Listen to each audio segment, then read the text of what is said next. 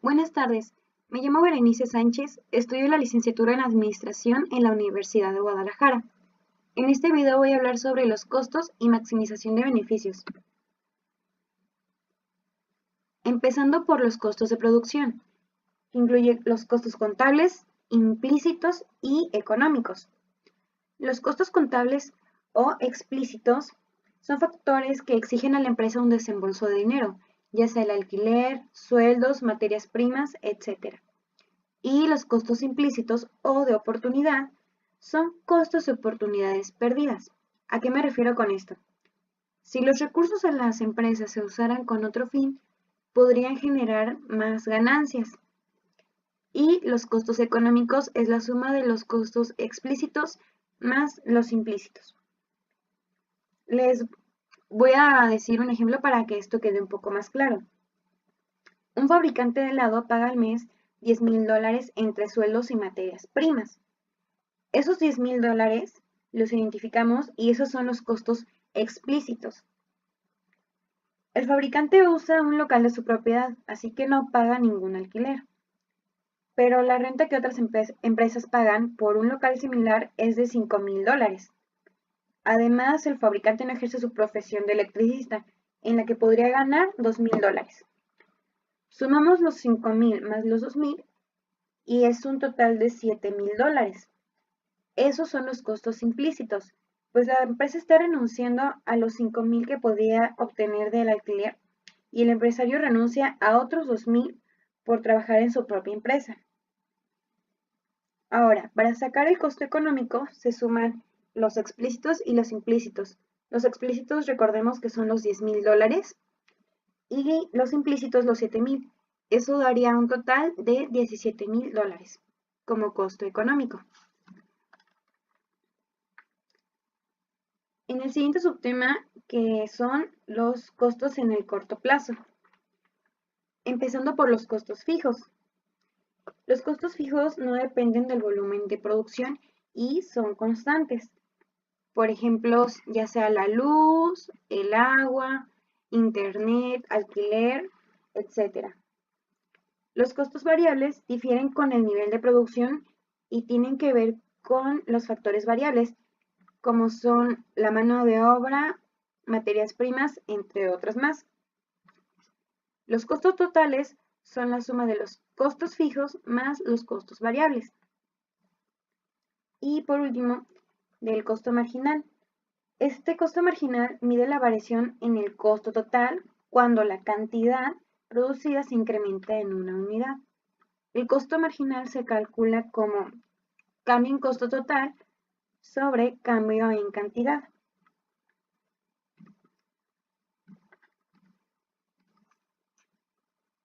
Para obtener el costo fijo medio es costo fijo sobre cantidad, costo variable medio es igual a costo variable sobre cantidad y costo total medio es igual a costo total sobre cantidad. Esta tabla es un ejemplo de una fábrica de helados. Como vemos, aquí el costo fijo siempre es constante, siempre es 45 y costo total es igual a costo fijo más costo variable. 45 más 22.5 es igual a 67.5. 45 más 35 es igual a 80.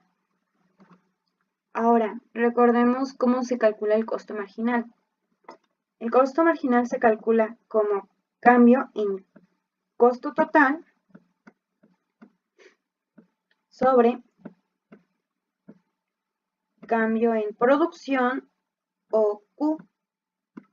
¿A qué se refiere esto? Bueno, esto se refiere a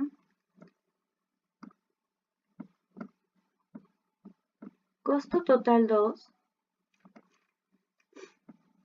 menos costo total 1.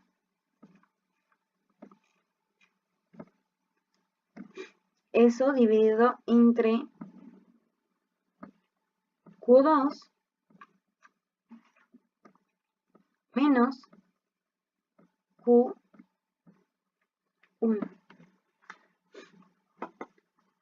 Aquí un ejemplo. Vamos a tomar el 80. El 80 va a ser costo total 2. Entonces sustituimos y ponemos 80 menos 67.5, que es costo total 1.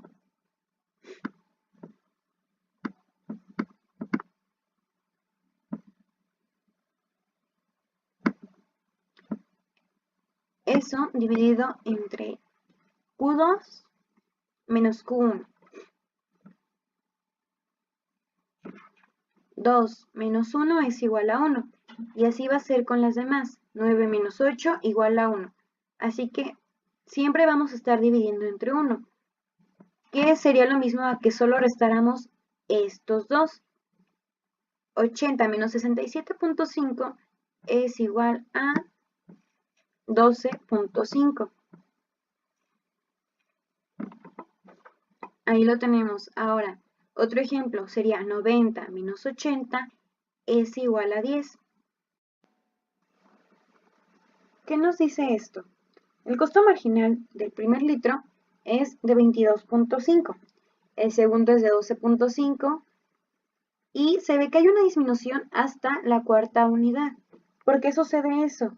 Bueno, esto es porque los rendimientos son crecientes y los trabajadores añaden más a la producción que al costo. Pero de aquí se ve que hay un aumento nuevamente.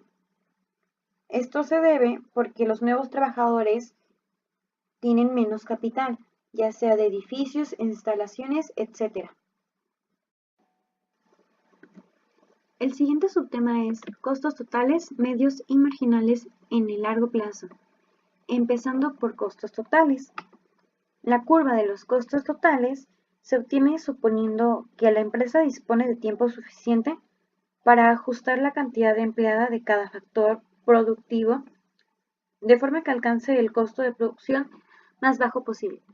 Aquí vemos que esta es costo total a corto plazo. Esta es una planta, esta es otra planta y esta es otra planta.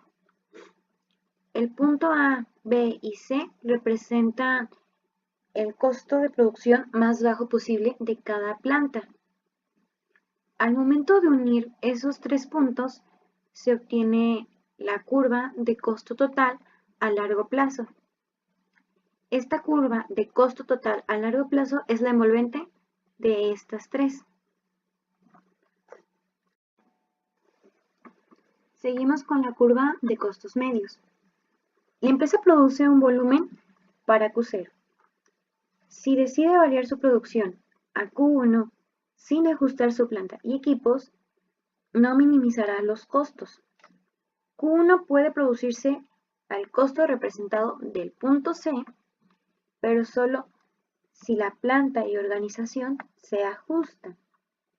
Pero si Q1 se produce con una planta para Q0, el costo será superior y este es representado por el punto B.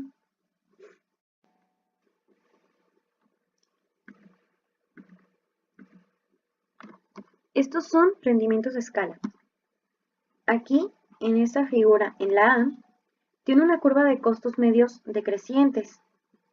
Una expansión en la producción se asocia con una reducción del costo unitario y a eso se le llama que es un rendimiento creciente de escala o economía de escala.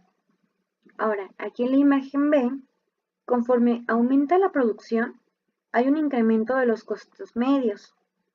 Se debe a que el producto aumenta menos que proporcionalmente respecto al incremento de los factores. Esto se dice que es rendimiento decreciente de escala o deseconomía de escala. En la imagen C, representa una empresa de costos constantes. Todo esto es constante. En la cual los costos medios no varían al cambiar el volumen de producción. El producto y los factores de producción varían en la misma proporción. Los costos marginales. Cuando la curva de los costos marginales, que es esta, se encuentra por debajo de la curva de costos medios a largo plazo, esta Esta de costos marginales a largo plazo es decreciente, mientras que si se encuentra por encima es ascendente. El costo marginal a largo plazo aumenta a un ritmo más lento que el costo marginal a corto plazo. El siguiente subtema es decisión de producción de la empresa y maximización de beneficios. Todas las empresas deben tomar la decisión de cuánto producir. Se guía por el deseo de maximizar los beneficios. Se expresa como beneficio es igual a ingresos totales menos costos totales. El beneficio contable es igual a ingreso total menos los costos explícitos. Y beneficio económico es igual a ingreso total menos costo total económico. Recordando que los costos explícitos son las materias primas, sueldos y demás, y el costo total económico son los costos explícitos más los costos implícitos. Regresamos al ejemplo del fabricante de helado. Supongamos que mensualmente tiene ingresos de $19,000 para obtener el beneficio contable. El ingreso total son $19,000 menos los costos explícitos, que son $10,000. Eso da un total de $9,000. Ese es el beneficio contable. Y del beneficio económico es el ingreso total, que serían los $19,000, menos el costo total económico. Como ya lo mencioné, los costos explícitos más los costos implícitos. Quedaría como $19,000 menos $17,000. Queda un beneficio económico de $2,000. Seguimos con beneficios, ingresos marginales y costos marginales. La maximización se alcanza cuando la diferencia entre ingreso total y costo total es máxima. Como se ve en la gráfica, se alcanza cuando la pendiente de ingreso total es igual a la pendiente de la curva de costo total. Y el beneficio exige que el ingreso marginal debe ser igual al costo marginal. Decisión de producir. Para obtener beneficios normales, se tienen que igualar los ingresos totales y los costos totales. Cuando los ingresos totales son mayores que los costos totales, se obtienen beneficios extraordinarios, porque los beneficios son superiores a la explotación normal. Cuando el ingreso total es menor que el costo total, hay una pérdida, pero no afecta a la empresa desde el punto de vista contable. Esto nos lleva a pérdidas y producción. Cuando las pérdidas son mayores que los costos fijos, la empresa debe cerrar, pues si la empresa sigue produciendo, incurrirá en pérdidas mayores que si dejara de hacerlo. Si las pérdidas son iguales a los costos fijos, los únicos costos que quedan por cubrir son los fijos. Así que a la empresa le será indiferente seguir produciendo. Y cuando las pérdidas son menores que los costos fijos, aún con pérdidas, el empresario seguirá produciendo, pues su deseo será maximizar los beneficios y eso le va a llevar a minimizar las pérdidas.